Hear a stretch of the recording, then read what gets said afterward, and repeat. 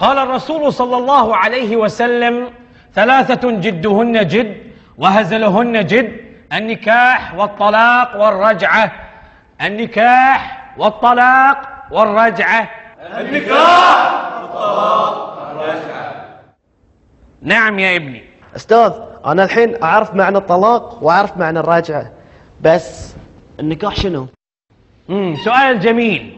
النكاح هو المسمى الشرعي لزواج الرجل بالمرأة.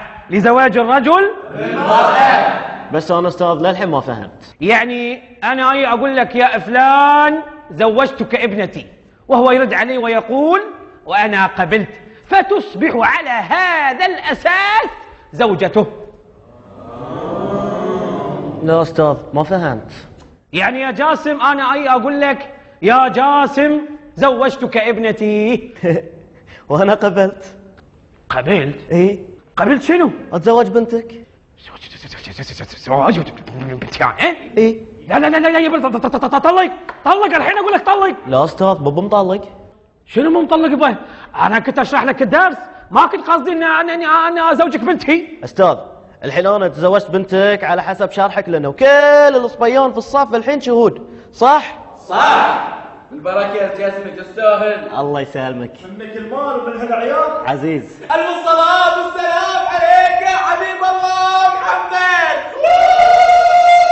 مبارك أرسلت بينك بين قمر واللي ذبح بين حمرين الله يطول بعمره. حليل. بس ولا كلمة بس. وانت قاعد مكانك بعد. وانت طلق الحين، طلق الحين، طلق. لا أستاذ بابا مطلق. طلق. زين سمعوني، الحين راح اشرح لكم موضوع الطلاق، وابيكم تركزون في ذي الموضوع، خاصة انت.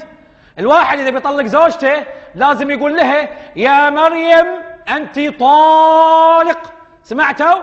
وراح ابتدي فيك يا جاسم. يلا ريبيت وذ مي. قول: يا مريم انت طالق. يعني الحين اسم بنتك مريم؟ حي الله عمي ابو مريم. بس تدري عاد؟ قوم. المدير تعال عند المدير.